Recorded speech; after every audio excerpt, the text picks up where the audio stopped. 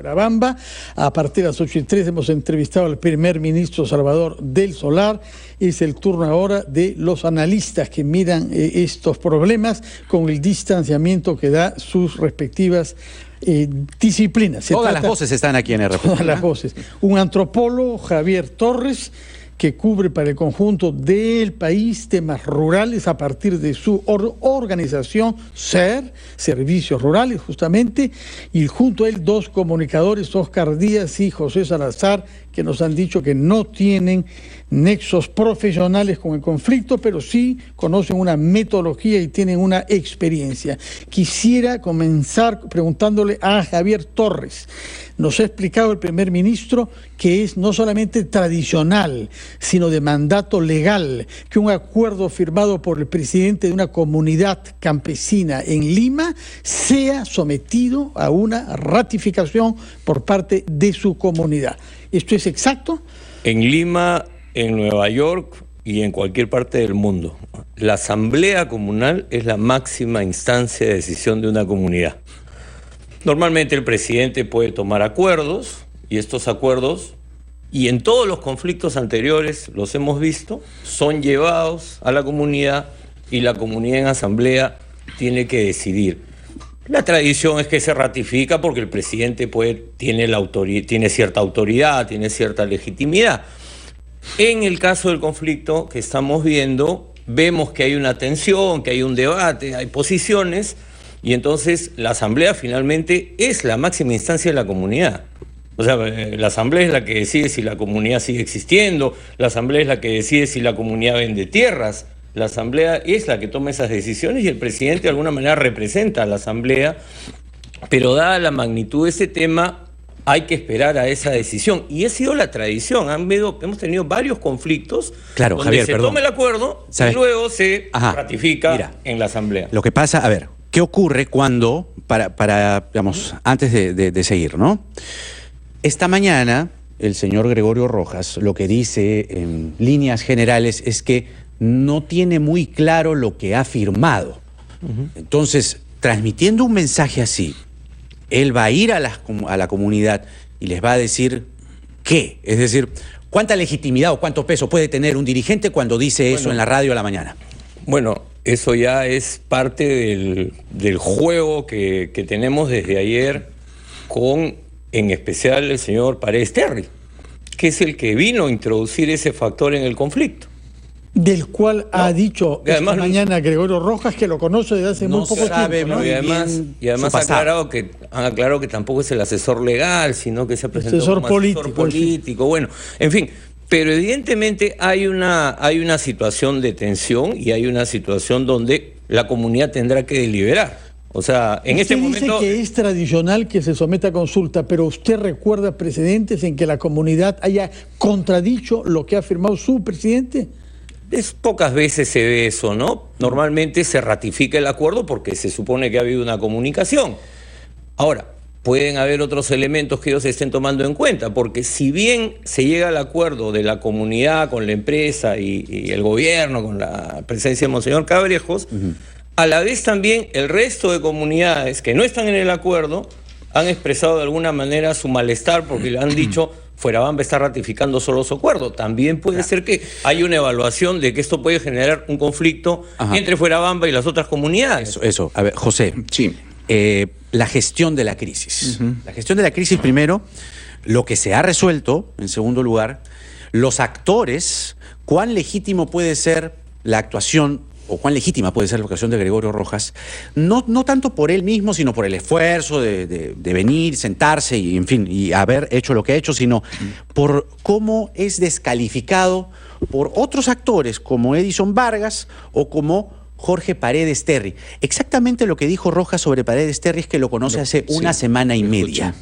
¿Cuál es tu evaluación? Mira, antes de responderte, permíteme recordar cuál era el foco de este conflicto. Este conflicto empieza por un pedido de compensación económico de la comunidad porque se estaba usando una vía que fue reclasificada. Ese es el tema del conflicto, ese fue el tema del conflicto.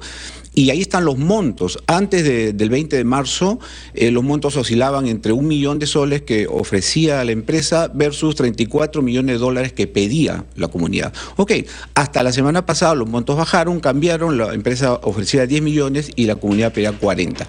El presidente del Consejo de Ministros nos ha dicho hoy día de que en la reunión del sábado, y todos sabemos eso, se han firmado 2 acuerdos.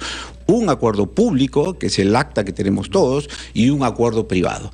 En ambos acuerdos, el señor Rojas acepta las condiciones, la nueva condición económica de la empresa. Por tanto, el foco del conflicto ya está resuelto. O sea, si el pedido, esto no es una crisis medioambiental, esta no es una crisis por la operación de la mina, es una crisis por una compensación económica que además hay que decirlo, el Ministerio de Transporte pagó una parte y la empresa privada pagó una y va a pagar otra. Entonces, ya el foco, desde mi punto de vista, está resuelto. Ya. Desde el punto de vista económico. Actores que han aparecido. Ahora, correcto. Estos actores, aquí yo veo un problema de legitimidad de estos actores, ¿no? Porque, claro, el señor Paredes asiste a esta reunión, se supone, por invitación de la propia comunidad. El hecho de que haya asistido es que ha sido invitado por la comunidad.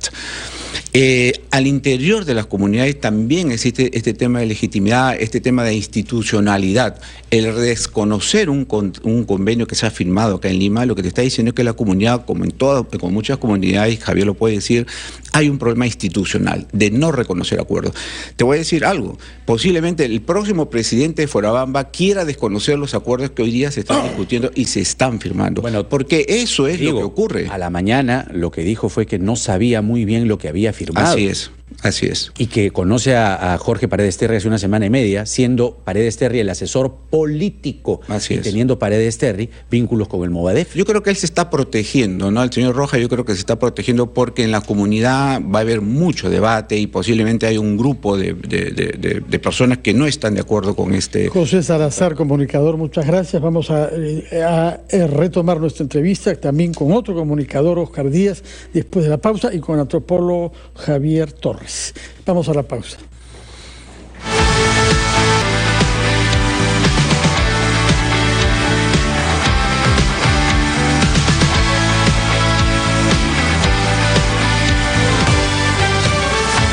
Son las 8:36, estamos conversando con 2 comunicadores y un antropólogo a propósito del conflicto en Las Bambas.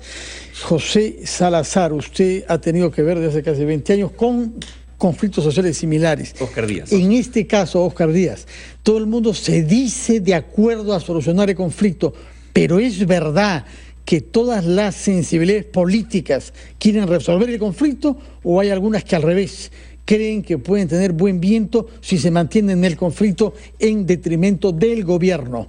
Obviamente no estoy descubriendo la pólvora si digo que el APRA, con Alan García a la cabeza y Fuerza Popular, se frotan las manos ante la posibilidad de que este conflicto no sea solucionado, ¿no es cierto? Pero los buenos peruanos creo que tenemos que preocuparnos, ¿no? Yo quería complementar un poco, si me permiten, lo que decían mis colegas, ¿no? Yo tengo una empresa, hace 19 años, viceversa, que trabaja conflictos. Por ejemplo, nosotros logramos, junto a una empresa minera que era Perú Copper, que había tomado a la adquisición del proyecto Toromocho, una asamblea, y en el 98% de la asamblea se manifestó a favor del reasentamiento de Morococha, y se creó una nueva... Eso hoy se convierte en el proyecto Toromocho. Ese proyecto que costó $2 millones a la empresa Perú Copper, una empresa canadiense pequeña, se vendió a $870 millones a Chinalco, la actual operadora. O sea, cuando a mí me preguntan, ¿es viable y es un buen negocio hacer un trabajo social bueno, positivo? La respuesta es sí. Cuando me preguntan, ¿las asambleas son todas malas? No. Hay asambleas buenas, pero se tiene que hacer un trabajo previo, y eso lo saben perfectamente mis colegas aquí. Lo que pasa es que, Fernando y Jaime, estamos ante una situación hoy en que ya una fiebre se convirtió en una neumonía. Entonces la cosa es mucho más compleja. No solamente tienes que mantener los signos vitales del enfermo, sino tienes que bajarle la fiebre, tienes que vitaminizarlo, tienes que mantener la temperatura del ambiente, y todo eso forma parte de que también se bajan el sistema inmunológico social y aparecen los Paredes Terry, que debo decir, contrariamente a lo que algunos pueden pensar, que nos guste o no, si el señor, digo esto bien, Si el señor es realmente representante de las colectividades, pues señores, con él van a tener que conversar. ¿Cómo? Les debo recordar que en el año 2006, cuando empieza el gobierno de García, le revienta inmediatamente un conflicto que se llamó el conflicto de Combayo. La seguridad de Yanacocha le disparó a un campesino porque querían tomar las locaciones de ellos y muere un campesino. Todo un conflicto de un mes entero, todo Cajamarca en contra de Yanacocha. ¿Qué hizo Jorge del Castillo en ese momento? Primer ministro, tomó las riendas y sentó a Carlos, la presidente de Yanacocha en ese momento, Carlos Santa Cruz, lo sentó, aunque él no quería, y dijo en esta radio, yo no me siento con Marco Arana. Bueno, lo sentó con Marco Arana y al final el conflicto se solucionó. Ajá. No porque Marco Arana sea un ángel, pero había que tener un interlocutor. Lo que quiero decir finalmente, tenemos que respetar los interlocutores del otro. El mundo no es como queremos nosotros. Ya, pero el interlocutor, Óscar, es el presidente de la comunidad. Uno de ellos, Jaime, uno de ellos. Evaluemos el éxito o no éxito de este acuerdo, teniendo en cuenta primero, ¿hizo bien el gobierno en sentarse a dialogar con la vía bloqueada? 1. 2, lo que bien se señala en uno de los 4 puntos de este acuerdo es que hay un acuerdo económico mutuamente satisfactorio que pone fin a toda controversia. Como bien dices tú, este era un asunto que no pasa por agua sí, oro no, este no es un discurso, la gente lo que quiere es gozar de las bondades del progreso y de la minería, pero llevado de una forma adecuada y además que respete a las comunidades y al ambiente. Pero estos actores, Paredes Terry, ligado al Movadef, ligado a Antaurumala, este señor Edison Vargas, ¿a qué juega? Es decir, si acá era tan sencillo solucionar esto con un acuerdo económico, redistribuir la riqueza para que todos transversalmente gocen de ella, acá ya la cosa se complicó. Sí. Ahora, yo quiero rescatar lo que dijo José. Efectivamente, a ver, estamos ante un conflicto que no tiene una razón ideológica inicialmente. 2, estamos ante un conflicto que no tiene una razón ni siquiera ecológica, ¿de acuerdo? Todos han dicho allá, empezando por el señor Rojas y todos los demás, que realmente su tema es económico, una buena negociación. Debo recordarles que Hernando de Soto, que no es necesariamente un ultraizquierdista, ¿no es cierto?, ha dicho, hey, hay que negociar bien, hay un justiprecio. Esto posiblemente no les guste a algunos señores de las Bambas, la verdad es que me tienen sin cuidado. El tema es el siguiente. No se trata, y tú lo has dicho también, no se trata solo de legalidad, que es el tema de los limeños, de las ciudades, de las metrópolis, se trata de legitimidad. Cuando un acuerdo es legítimo, las comunidades lo respetan, les digo por experiencia. Cuando un acuerdo es solo legal, o sea, legalista, entonces se resquebraja y aparecen los Paredes Terry. Pero no quisiera ser pesimista.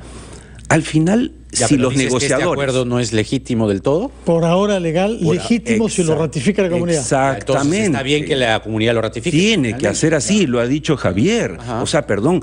A ver, y para que se grafique, porque es muy importante que el público que nos está escuchando en el país entienda esto, porque no es algo que se conoce. Así como el gobierno, un gobierno democrático, tiene un parlamento, bueno, las comunidades tienen una asamblea. O sea, no es algo extraño, no es, oye, ¿qué? No se puede hablar con él.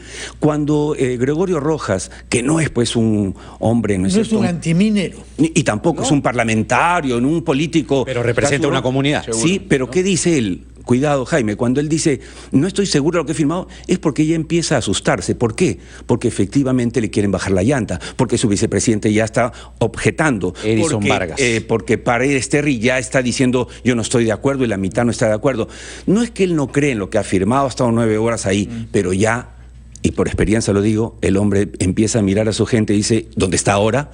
Y ya sabe que le va a caer. Le va a caer. Entonces hay que apoyarlo, obviamente, pero no se le puede poner contra la pared, porque así es el juego democrático en las asambleas. Javier Torres, quería preguntarle lo mismo sobre lo que nos ha contestado su colega comunicador. ¿Es verdad que todos quieren sacar adelante este acuerdo o hay quienes preferirían sabotearlo? Yo creo que en la comunidad lo que todos están de acuerdo es que hay un proyecto que se llama Las Bambas con quien tienen una serie de compromisos y lo que quieren es que esos compromisos se cumplan.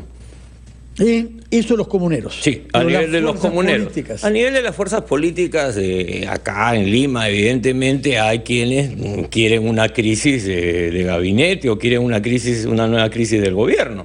Eso es evidente.